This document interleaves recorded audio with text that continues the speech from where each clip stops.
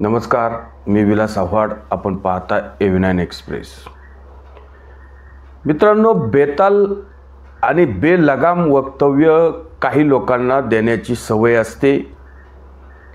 मग ते कशाच्याही बाबतीत असो, राजकीय नेते असो, संघटनेतील नेते असो किंवा हे जे काही आंदोलन करणारे जे स्वतःला कुठल्या तरी समाजाचं नेतृत्व किंवा कुठल्या तरी समाजाच्या पाठीवर खांद्यावर बंदूक ठेवून राजकीय हेतूने प्रेरित आणि कुठल्या तरी पक्षाला पार्टीला फायदा होण्याच्या दृष्टीने हे जे काम करतात, हे अनेक वेळा असे राजकीय विधानं करतात. बोलताना तर ते सांगतात की आम्हाला राजकारणाशी काय करायचे, आमच्या समाजाला आरक्षण मिळावं, कुणबी सर्टिफिकेट सर्वांना मिळावं, ओबीसीतून आरक्षण मिळावं, मग ते मुसलमानांनाही मिळावं. अशा वेगवेगळ्या प्रकारच्या वल्गना ते करत असतात. त्यांचे कुठलेही विधान हे नेहमी न थांबणारे असतात. मग आता त्यांना वेगवेगळ्या प्रकारच्या सगळे सोयऱ्यांना आरक्षण पाहिजे असतं. मग त्याच्यासाठी अनेक वेळा ते उपोषण करणार, अनेक वेळा ते वेगवेगळ्या प्रकारचे मेळावे घेणार, अनेक असे काही वादग्रस्त विधानं करणार. त्यातून राज्यामध्ये अराजक निर्माण कसं होईल, कायदा आणि सुव्यवस्थेची परिस्थिती निर्माण कशी होईल, लोक एकमेकांची घरं कशी फोडतील, घरं कशी जाळतील, डोकी कशी फोडतील, जातीय तणाव निर्माण करण्याचं काम हे लोक नेहमी करत असतात. आणि यांचा स्वार्थ आणि राजकीय नेत्यांचे मनसुबे ह्या सगळ्या गोष्टी पाहूनच या लोकांना अशा प्रकारचं काम राजकीय नेत्यांनी दिलेलं असतं. आता यांना नेहमी देवेंद्र फडणवीसांवर बोलायचं असतं. काही खट्ट राज्यामध्ये वाजलं की देवेंद्र फडणवीसांच्या बाबतीत त्यांनी शिव्या घालायच्या असतात.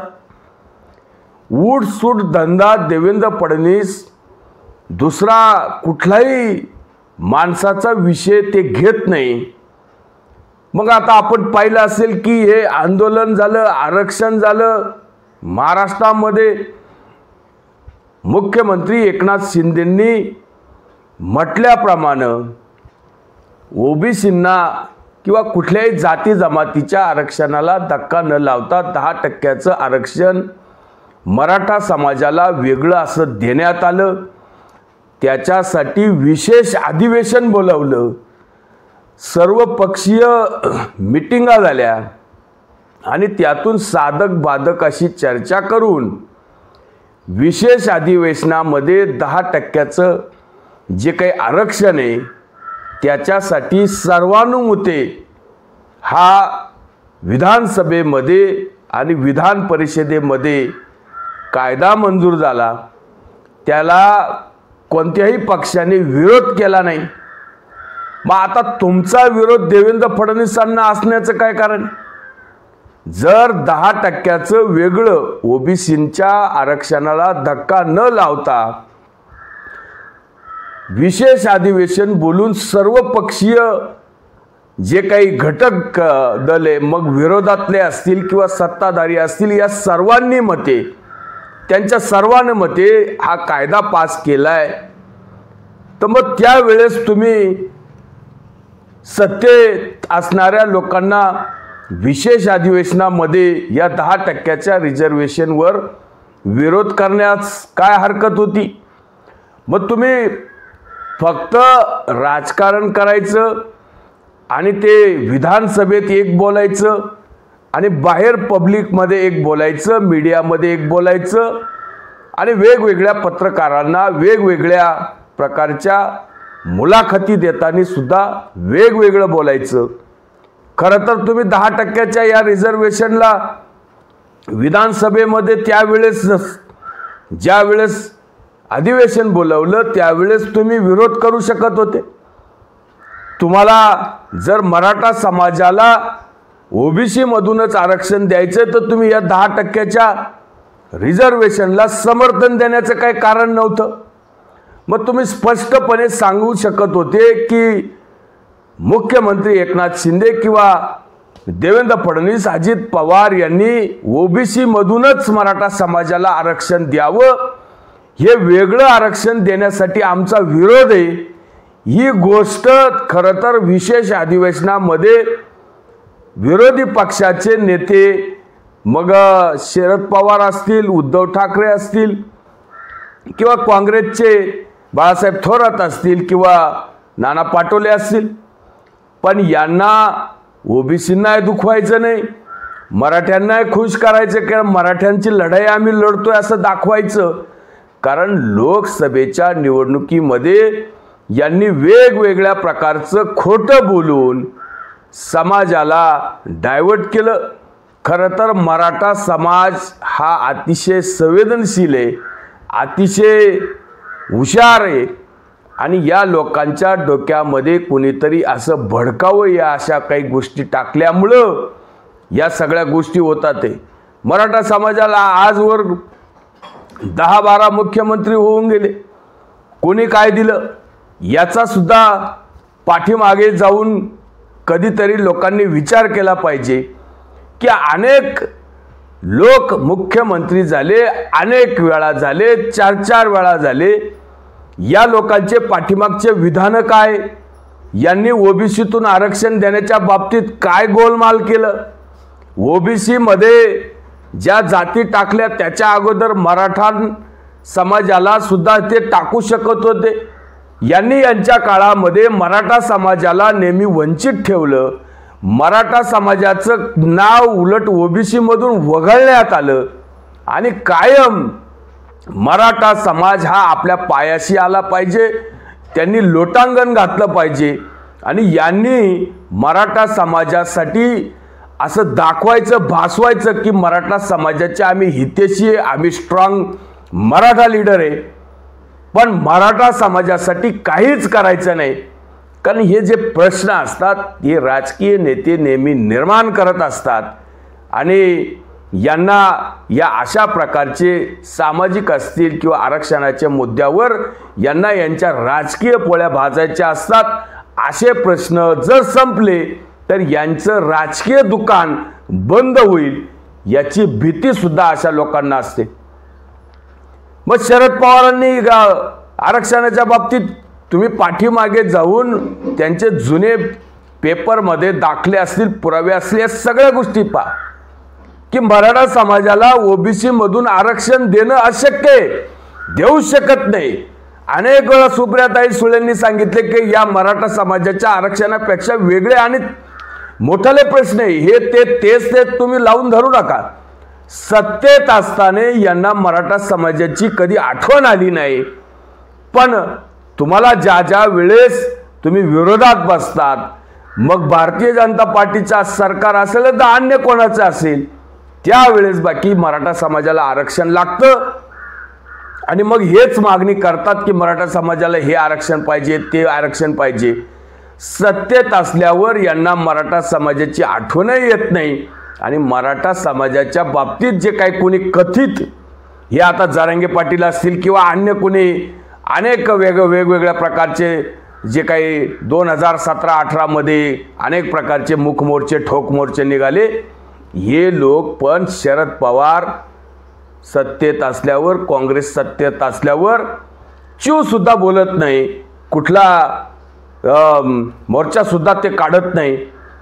तेव्हा अनेक प्रश्नांची उत्तरं देवेंद्र फडणवीसांनी आपल्याला दिलेली आहे आणि देवेंद्र फडणवीसांचं असं मत आहे की ज्या वेळेस मी सत्तेत होतो 2014-2019 आणि या काळामध्ये खरं तर 2013 मध्ये पृथ्वीराज चव्हाणांनी सुद्धा मराठा समाजाला आरक्षण दिलं होतं. ते फक्त निवडणुकीच्या तोंडावर आणि ते सुप्रीम कोर्टाने ते लगेच रद्द करून टाकलं आणि नंतर जे काही मराठा समाजाला जे काही दिलं ते ॲक्च्युली देवेंद्र फडणवीसांनी दिलं.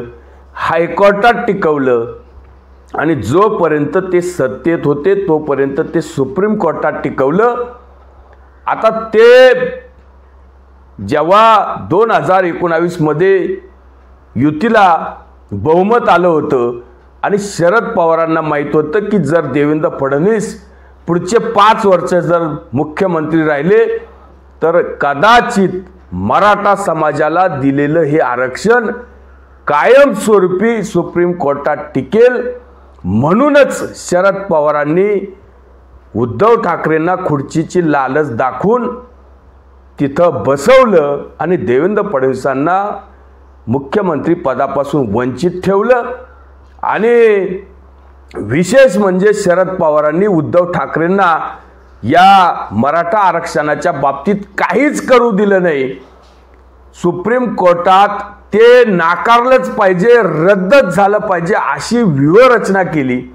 ही गोष्ट आता काही लपून राहिलेली नाही. आणि तरी जरांगेंची पिल्लावळं देवेंद्र फडणवीसांना शिव्या देण्याचं काम करतात. खरं तर अण्णासाहेब महामंडळ असेल किंवा सारथीसारखं या सगळ्या गोष्टी असेल, अनेक गोष्टीचा फायदा मराठा समाजातील तरुण घेतात. हे 10% रिझर्वेशन सुद्धा दिले, त्याचा सुद्धा अनेक लाखो लोकांना आता फायदा होतोय. आणि तरी देवेंद्र फडणवीसांना शिव्या द्यायच्या, कारण ते एक ब्राह्मण आहे आणि ब्राह्मण समाजाला शिव्या देणं आपल्याकडे एक फॅशन झाली. आणि मग वेगवेगळ्या प्रकारचे हे जे काही पुरोगामी कथित लिबरल यांना देवेंद्र फडणवीसांच्या बाबतीत जात आणि ह्या सगळ्या गोष्टी नेहमी काढायच्या असतात आणि त्यांनी ते बोलायचं असतं. म्हणूनच देवेंद्र फडणवीसांनी सांगितलं की जर एकनाथ शिंदेंना, माननीय मुख्यमंत्री एकनाथ शिंदेंना जर मराठा समाजाच्या बाबतीत असा काही निर्णय घ्यायचा असेल आणि ओबीसीतून आरक्षण द्यायचं असेल तर माझी कुठलीही हरकत नाही. मी माझ्या पदाचा राजीनामा देऊन टाकील, मी राजकीय संन्यास घेऊन टाकील. त्यांनी ठरवावं. तेच देवेंद्र फडणवीस काय म्हणतात हे पाहून घ्या. तो है ही. और सबसे महत्व की बात यह है कि मराठा समाज को रिजर्वेशन हमने दिया. आज भी 10% रिजर्वेशन मराठा समाज को है. अब मनोज जरांगे पाटिल इन्होंने कई मांगे की और उनकी अंतिम मांग, ये अंतिम है कि नहीं मुझे मालूम नहीं, पर अब जिस मांग पर आकर वो रुके हुए हैं वो मांग ये है कि मराठा समाज को ओबीसी में सम्मिलित करिए, ओबीसी में से आरक्षण दीजिए. अब हम लोगों ने एक ऑल पार्टी मीटिंग ली थी. शरद पवार जी भी आए थे, उसमें कांग्रेस के नाना पटोले जी भी आए थे, उसमें शिवसेना के यानी अपने उद्धव जी की पार्टी के लोग भी आए थे. और सबने मिलकर एक रिजोल्यूशन साइन किया है, जिस रिजोल्यूशन में कहा है कि मराठा समाज को आरक्षण देना चाहिए लेकिन किसी और के आरक्षण में नहीं देना चाहिए. ये सबने एग्री किया हुआ है. अब मनोज जरांगे पाटिल ये कहते हैं कि मुझे ओबीसी में आरक्षण चाहिए. वो रोज मेरे पर बोलते हैं, वो कहते हैं कि देवेंद्र फडणवीस नहीं देना चाहते, देवेंद्र फडणवीस ने अटकाया हुआ है, देवेंद्र फडणवीस. पहले तो मैंने उनको एक बात साफ शब्दों में कही कि भैया मुख्यमंत्री और 2 उप मुख्यमंत्री हम जो निर्णय लेते हैं साथ में निर्णय लेते हैं, कोई अलग निर्णय नहीं है. और मेरे मुख्यमंत्री जिस दिन ये कह देंगे कि उनको कोई मराठा समाज के लिए निर्णय लेना और मैंने अटकाया हुआ है, उस दिन मैं इस्तीफा भी दे दूंगा और राजनीति से संन्यास भी ले लूंगा. तो आप सवाल यह है कि मैंने जरांगे पाटिल इनको बहुत स्पष्ट शब्दों में कहा है कि चलो आप बीजेपी के खिलाफ हो, आप हमारे खिलाफ हो, आप कहते हैं कि हमारे कारण नहीं होता है, तो आप जिनको समर्थन दे रहे हो, लोकसभा में आपने समर्थन जिनको दिया, आपके लोगों ने लोकसभा के समय राष्ट्रवादी कांग्रेस का काम किया, उद्धव ठाकरे की पार्टी का, चलो उन तीनों से लिखवा लो ना. उन तीनों से लिखवा लो कि अगर हम सत्ता में वापस आएंगे तो मराठा समाज को ओबीसी में आरक्षण देंगे और उनको मदद कर दो. देखिए ये सारी चीजें जो चल रही है बहुत पॉलिटिकल चल रही है. कई लोगों के कंधों पर बैठकर बंदूकें चला रहे हैं. लेकिन मैं आपको कहता हूं धीरे धीरे लोगों के सामने ये सारी चीजें स्पष्ट होने लगी है और चुनाव में इसका जितना असर लोगों को लगता है उतना असर नहीं होगा. त्यामुळे देवेंद्र फडणवीसांवर शंका घेण्याचं काही कारण नाही.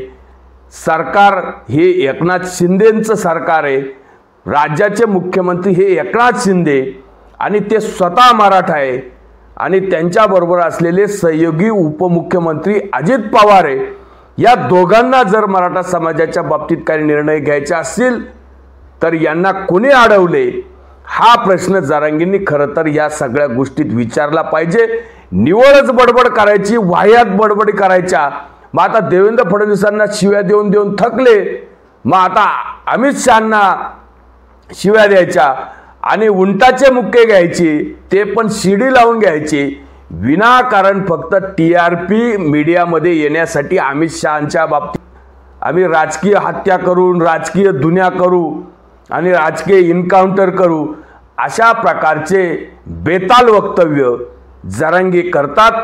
या गोष्टीचं लोकांनी व्यवस्थितपणे या बारीक गोष्टींवर लक्ष ठेवलं पाहिजे आणि याच्यातून नेहमी जरांगेंना, शरद पवारांना, उद्धव ठाकरेंना फायदा कसा पोहोचवायचा आहे हे सुद्धा लोकांनी पाहावं. तुर्तच थांबतो. व्हिडिओ आवडला असेल तर लाईक करा, शेअर करा. धन्यवाद.